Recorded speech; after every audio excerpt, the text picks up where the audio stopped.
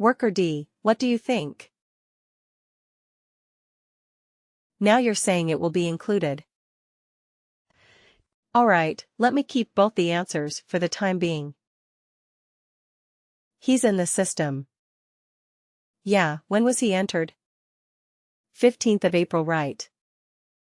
You see, he's in the system. Worker D is in the system. But shouldn't Worker D have been included in any of the previous runs?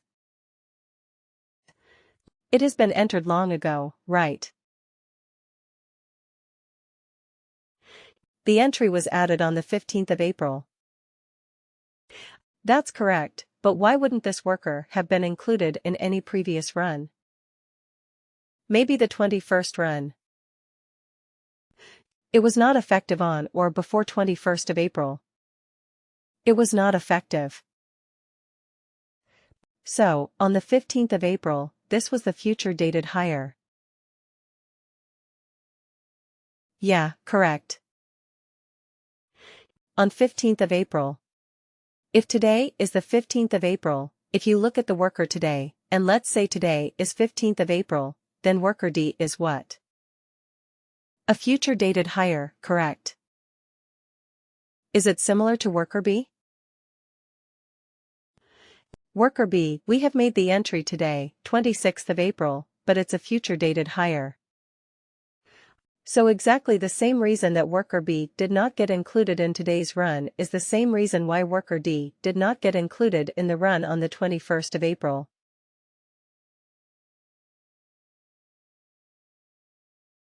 Correct. It was not included on the 21st of April run. It is only getting included on this run because it became effective when the 26th of April is between 28th of April and 21st of April, right?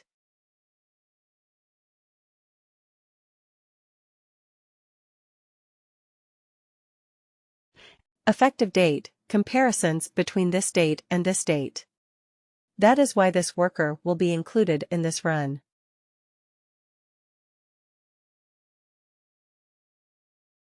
These are launch parameters. These are parameters that we will enter when we launch the integration. Remember when we had some prompts, when we created a report, we were looking at workers who were hired between two dates, from date and to date. Remember? So why did we do that? We wanted to filter the number of workers who had a hire date between those two dates. Correct. So, similarly, when we create an integration, when we launch the core connector worker, it will prompt me for these 4 dates. It will always prompt me for these 4 dates. So I have to enter. So you see, by default, the as of entry moment is the current moment. By default, the effective date is today's date. That is the default. I can change it, of course. But by default, these are today's date and today's effective moment. Now, what is the last successful effective moment? What is the last successful effective date? So when you run this integration on a schedule, every day, every month, every week, whichever is your schedule. So it tries to take this value, last successful as of entry moment. So the last time the integration ran, the last time it ran, what was the as of entry moment in that run? Right. It stores that information. It uses it in the next run as the last successful as of entry moment. Got it. This is the as of entry moment from the previous run. Right, so that is what it needs to understand. Okay. From what time or till what time? I have already read. It is like a bookmark, right? It says, okay. I've already read the records as of 21st of April, 8 p.m. PST. I've already read that. I've already. I already know the changes that have happened till that particular date and time. Now I'm looking for changes between 21st of April and 28th of April. Right. Otherwise, if it was always taking all the workers, all the changes, then it would be creating duplicates, isn't it? That's why it looks at only these things. I mean, this is the significance of that. Understood change detection. Little bit got some idea of it. Alright. So now let me ask you an interview level question. For worker D. Okay. For worker D. We are not looking at hire workers. Now we are only looking at contact change. Right. Our integration only looks at contact change information. There is a contact change. So we are looking at contact change for. Yeah, let's say contact. Okay, worker D had a contact change on 15th of April with effect from 26th of April. Everything is done. They initiated the contact change process. About their personal or home email address. But they entered the same email address as their new address, but the contact information process was initiated. The worker entered the new home email. Clicked on OK Submit. It went for approval. The process completed successfully. So there was an entry in the transaction log saying that the worker D had a contact change.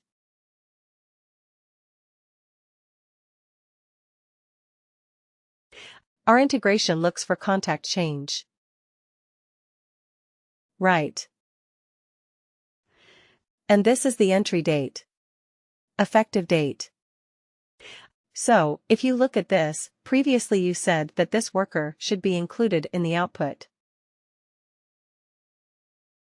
Correct. That's what we had said. Because, of course, there is a change in the business process. Now my question now is, given this new piece of information that you have, will this worker be included in the output or not?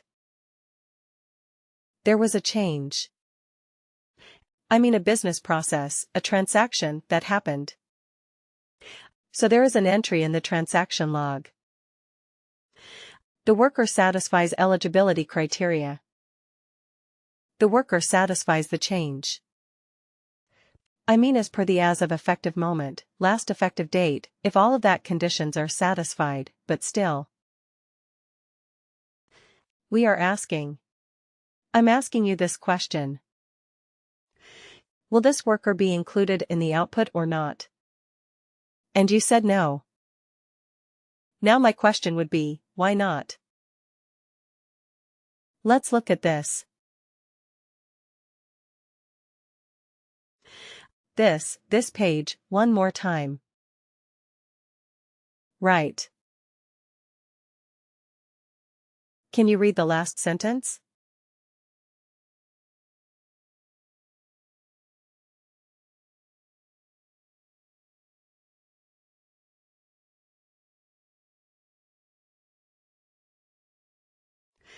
If the worker has any changes in field values.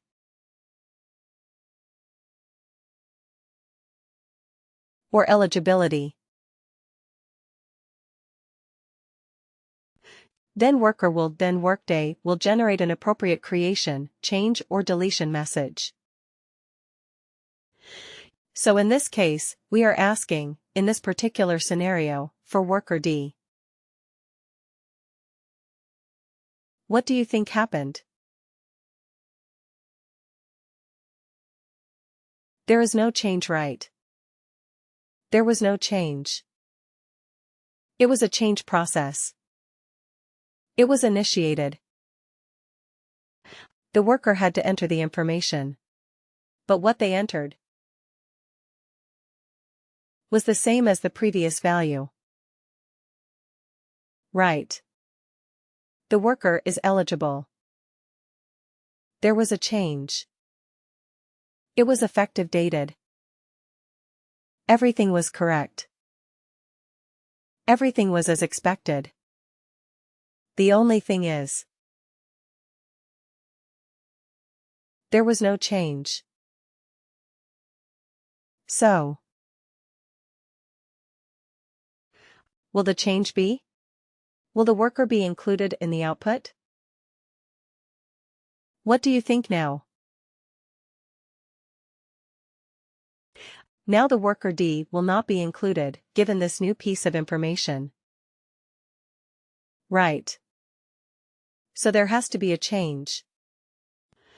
There has to be a change and it has to satisfy this criteria. Last successful as of entry.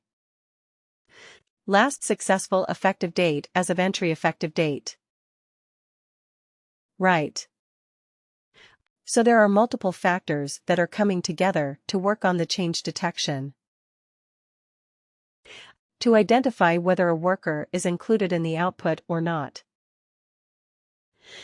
Right. So if we have a good understanding of this change detection process,